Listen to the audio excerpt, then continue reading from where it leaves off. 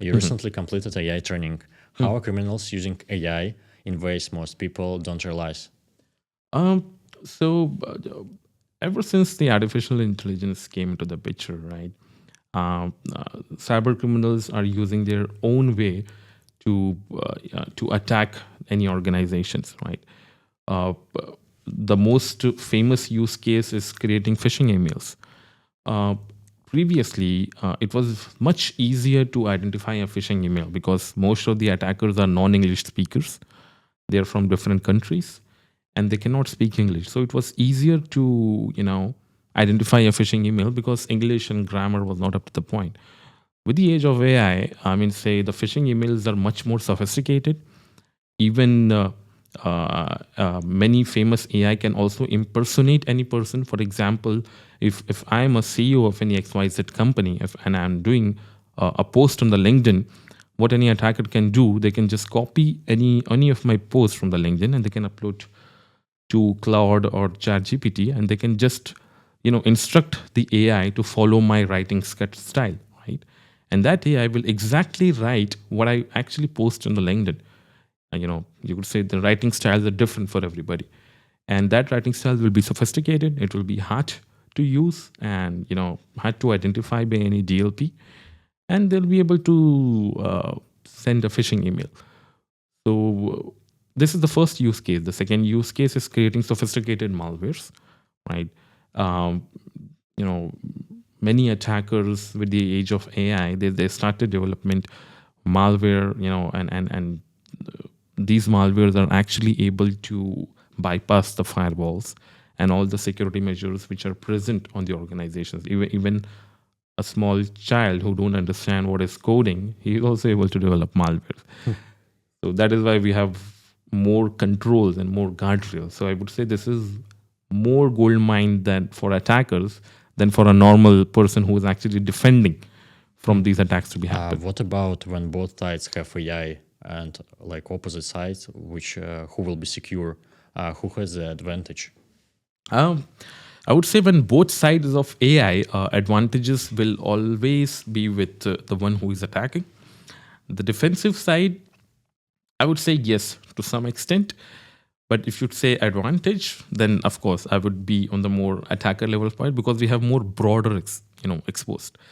When we say defending, say we could say 40% is something they can defend, but 60% is more on the attacker side because we'll be able to attack and we can also do DDoS. We can also use different scripts to continuously attack in one organization. But on the defending side, they can always rely on few tools, which makes them, pretty small.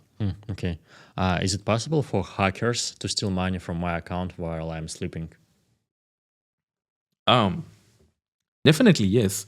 So For like one night, is it possible? yeah, I mean, take an example. I mean, you're sleeping, but the data which is already leaked on your name, it's available on dark web, and an attacker have purchased your data, and some of the data also includes tokens or your authentication tokens or your passwords, right? Which doesn't require 2FA. So possibly attackers will be able to log into any of your legitimate organizations while you're sleeping, and then they will perform all the attacks and probably they will change the passwords, and then you'll not be able to aware that your passwords has already been changed, and they can conduct their attack. Yeah. Interesting. I want to quickly cover like smart home devices, for example, Alexa, or other similar type of devices. Are they always listening, or how it works? So to answer your question, yes, they're always listening. Always. But they're not listening to all your conversation. They're always listening for their trigger word, right? For example, Alexa, Siri, and any other IoT devices. They're always listening for their trigger word, which is called Alexa. Once you say Alexa, then it's already triggered, and then you talk about all the conversations, and then they answer, and then Alexa processes your data and sends it to their cloud server. From the cloud server, it comes back, and then Alexa speaks according to the instructions.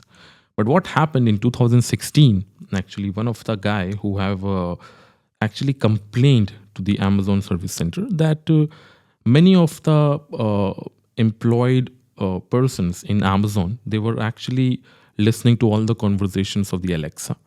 And when they complained, they came back with the excuse that they are actually listening to all the conversations to make it better experience for the users.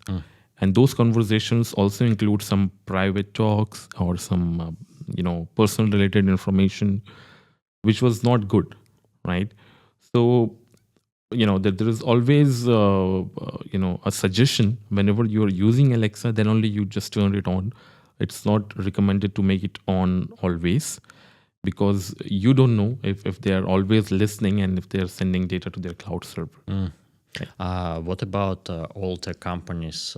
How much are Google, Facebook, or Apple really collecting data from devices or all services? I mean, these major companies are actually collecting data all the time. You'll be shocked to see if you open your Facebook application and you'll find how many third-party applications which is connected to your Facebook. They'll be enormous.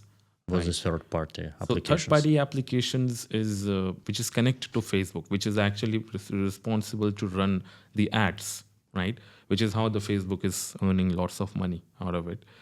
So it's always recommended to turn off these third-party applications which are actually collecting data from your device, so that the ads which are shown to you, it's not personalized. You don't experience that once you have searched something on Google, on the next time you open Facebook, you'll see that same ads, right? Even Instagram. They linked? Yeah, they're linked. So how? Because these are using cookies to track you, right?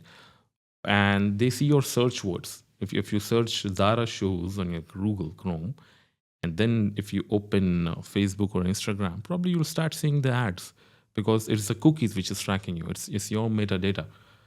So these are collecting data. It's almost impossible to turn off your Google Maps location. They are collecting Google Maps location.